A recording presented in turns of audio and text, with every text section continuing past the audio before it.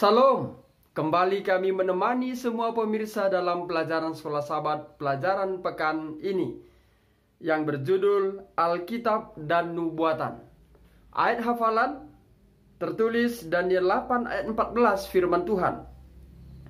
Maka ia menjawab, sampai lewat 2300 petang dan pagi, lalu tempat kudus itu akan dipulihkan dalam keadaan yang wajar.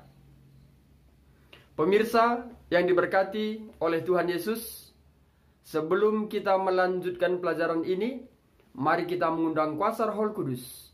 Kita bersatu di dalam doa. Segala puji dan syukur hanya kepadamu kami sampaikan, Allah kami yang maha tinggi. Waktu yang indah ini kami kembali belajar dari pelajaran Sekolah Sahabat. Urapilah kami dengan kuasa Roh Kudus Tuhan. Urapilah kiranya kami untuk dapat memahaminya, dan berkati semua pemirsa, agar semua pemirsa juga bersuka cita dengan firman yang kami pelajari di dalam pelajaran Sekolah Sahabat pekan ini. Iman kami pun semakin diteguhkan.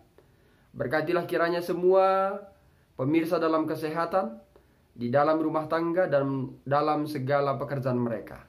Kiranya rancangan yang terbaik Tuhan berikan bagi mereka. Ampunkan kami Tuhan dari setiap kesalahan yang kami perbuat. Di dalam anak-Mu Yesus kami berdoa dan mengucap syukur. Amin.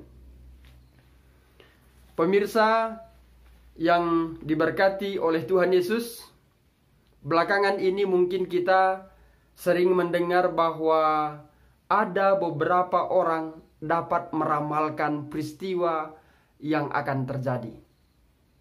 Dan kalau kita lihat, bukan hanya satu dua orang, mungkin bahkan banyak sekali yang tampil secara publik dan juga mungkin secara perorangan menyatakan bahwa dia dapat menyatakan apa yang terjadi beberapa bulan kemudian. Orang ini sering dijuluki dengan kata peramal. Peramal di zaman sekarang ini bisa saja tidak akurat dengan apa yang telah diramalkannya. Tetapi apa yang dinubuatkan di dalam Alkitab, tidak ada yang tidak terjadi. Dengan kata lain, semuanya akurat. Perlu kita ketahui bahwa nubuatan mengandung arti wahyu yang diturunkan kepada nabi untuk dinyatakan kepada manusia dengan menyatakan lebih dahulu peristiwa-peristiwa yang akan terjadi. Untuk itu, nubuatan Alkitab sangat penting bagi identitas dan misi kita, khususnya Gereja Masehi Advent hari ke-7. Yesus pernah menyatakan tentang nubuatan di dalam Yohanes 14 ayat 29 firman Tuhan.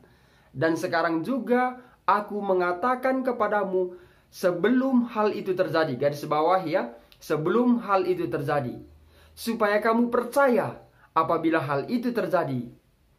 Dan pemirsa, nubuatan itu sangat penting. Untuk itu kita perlu menafsirkannya dengan benar, sehingga kita tahu kapan nubuatan itu benar-benar terjadi. Melalui pelajaran pekan ini kita akan menafsirkan nubuatan dengan menggunakan metode historis, sebagaimana juga yang digunakan oleh para reformator dahulu kala. Pemirsa Bakti Channel, hal pertama yang perlu kita pahami tentang nubuatan adalah Daniel 2 ayat 27 sampai 45. Kami berharap supaya semua pemirsa dapat membacanya, membuka Alkitabnya, dan renungkan. Jikalau perlu, matikan dulu video ini, hentikan dulu, dan buka Alkitab kita. Dari ayat ini kita mendapatkan beberapa aspek dari mimpi Raja Nebukadnezar yang menunjukkan pengertian kekuasaan terus-menerus dan tidak terputus sepanjang sejarah.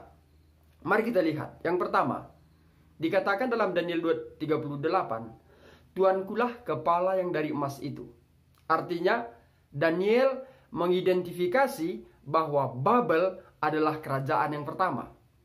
Lalu, Daniel 2:39, tetapi sesudah Tuanku akan muncul suatu kerajaan lain yang kurang besar dari kerajaan Tuanku. Lalu, Daniel 2:39, poin yang ketiga, kemudian satu kerajaan lagi, yakni yang ketiga, dari tembaga yang akan berkuasa atas seluruh bumi. Lalu yang keempat, Daniel 2:40, sesudah itu akan ada sesuatu kerajaan yang keempat, yang keras seperti besi, tepat seperti besi, yang meremukkan dan menghancurkan segala sesuatu, dan seperti besi yang menghancur luluhkan, maka kerajaan ini akan meremukkan dan menghancur luluhkan semuanya. Pemirsa, kita melihat bahwa urutan kerajaan itu tidak terputus. Mari kita lihat ayat 41, Daniel 2:41, dan seperti Tuanku lihat, kaki dan jari-jarinya sebahagian dari tanah liat, tukang periuk, dan sebahagian lagi dari besi. Itu berarti bahwa kerajaan itu terbagi. Memang kerajaan itu juga keras seperti besi, sesuai dengan yang Tuanku lihat. Besi itu bercampur dengan tanah liat. Pemirsa, baru kita lanjutkan bahwa kerajaan itu terus tidak ada hentinya sampai tadi ke besi atau kaki. Lalu mari kita lihat ayat 45. Tepat seperti yang Tuanku lihat, bahwa tanpa perbuatan tangan manusia, sebelum batu terungkit lepas dari gunung dan meremukkan besi tembaga, tanah liat, perak, dan emas itu, Allah yang maha besar telah memberitahukan kepada Tuanku Raja apa yang akan terjadi di kemudian hari. Garis bawahi, ini merupakan suatu nubuatan yang diberikan oleh Allah melalui mimpi Raja Nebukadnezar. Ya, mimpi itu adalah benar dan maknanya dapat dipercaya, dikatakan oleh Daniel. Daniel menafsirkan, menyatakan apa isi mimpi itu, dan isi adalah nubuatan. Pemirsa yang diberkati Tuhan, Daniel 7 dan Daniel 8 juga mengajarkan hal yang sama. Sebagaimana di Daniel pasal 2, suatu nubuatan yang akan terjadi di masa yang akan datang. Sama halnya Daniel pasal 7 dan 8 menyambung apa yang telah dinubuatkan dalam Daniel pasal 2. Pemirsa Bakti Channel, salah satu kunci penafsiran historis adalah prinsip tahun hari. Kita harus ingat, jika penafsiran waktu yang salah, maka kesimpulannya juga akan salah. Untuk itu kita perlu berhati-hati. Bilangan 14 ayat 34 mengatakan tentang tahun hari, dikatakan demikian. Sesuai dengan jumlah hari yang kamu mengintai negeri itu, yakni 40 hari, satu hari dihitung 1 tahun. Garis bawahi, satu hari dihitung 1 tahun. Jadi 40 tahun lamanya kamu harus menanggung akibat kesalahanmu, supaya kamu tahu rasanya jika aku berbalik daripadamu. Kemudian kalimat yang sama tercantum dalam Yehezkiel 4 ayat 6. Tercatat dalam Yehezkiel 4 ayat 6. Dikatakan, kalau engkau sudah mengakhiri waktu ini, berbaringlah engkau untuk kedua kalinya, tetapi pada sisi kananmu, dan tanggunglah hukuman kaum Yehuda 40 hari lamanya. Aku menentukan bagimu 1 hari untuk 1 tahun. Kembali, kitab Yehezkiel juga mengangkat bahwa 1 hari sama dengan 1 tahun di hadapan Tuhan tentunya. Pemirsa, kedua ayat di atas, Allah menggunakan prinsip tahun hari. 1 hari sama dengan 1 tahun. Tetapi bagaimana kita membenarkan pemakaian prinsip ini terhadap beberapa nubuatan waktu seperti Daniel 7 ayat 25 dan juga Daniel 8 ayat 14. Perlu kita ketahui bahwa ada 3 unsur lain yang mendukung prinsip tahun hari dalam nubuatan Daniel dan Wahyu. Unsur tersebut adalah penggunaan lambang, periode waktu yang lama, dan menyatakan secara khusus. Mari kita lihat yang pertama. Apakah kira-kira sifatnya itu?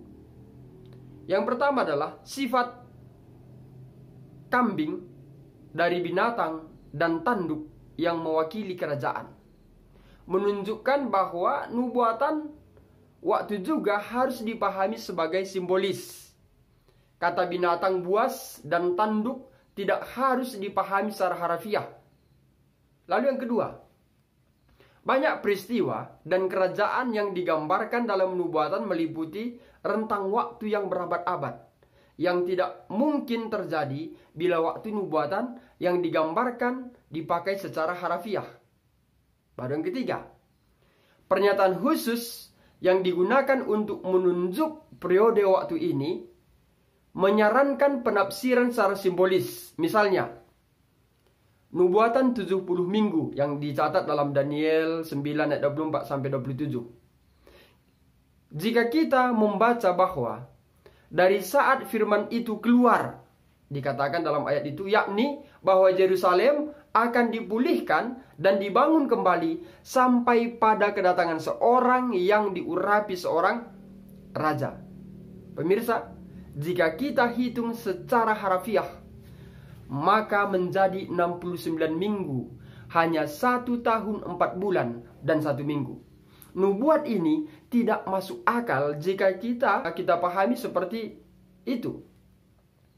Mengapa?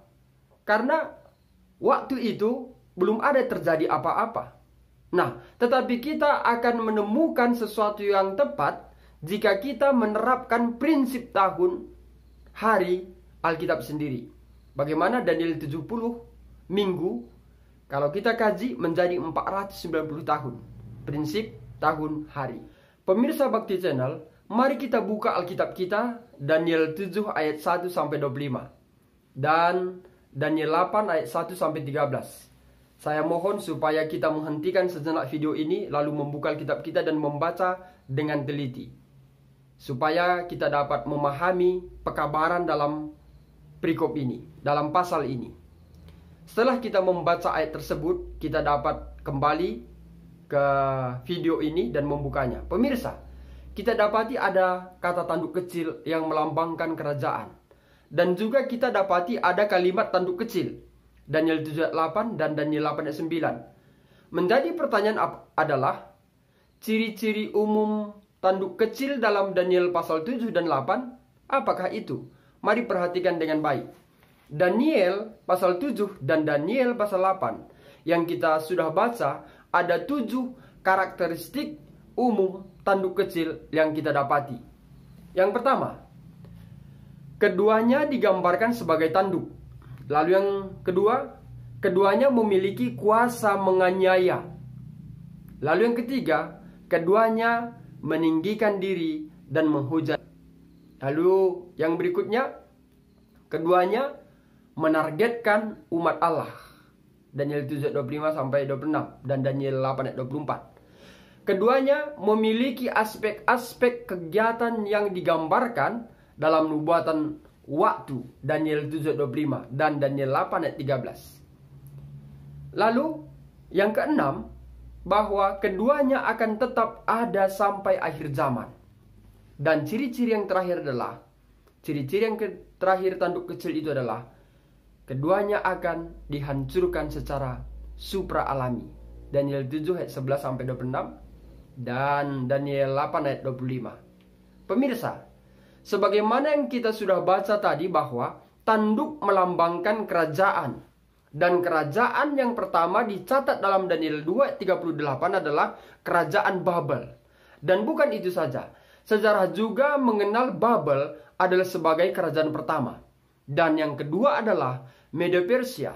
Daniel 8 ayat 28. Dan kerajaan ketiga adalah Yunani. Daniel 8 ayat 21. Pemirsa, selanjutnya, sejarah dengan tegas menyatakan bahwa setelah kekaisaran dunia ini, datanglah kerajaan dari Roma.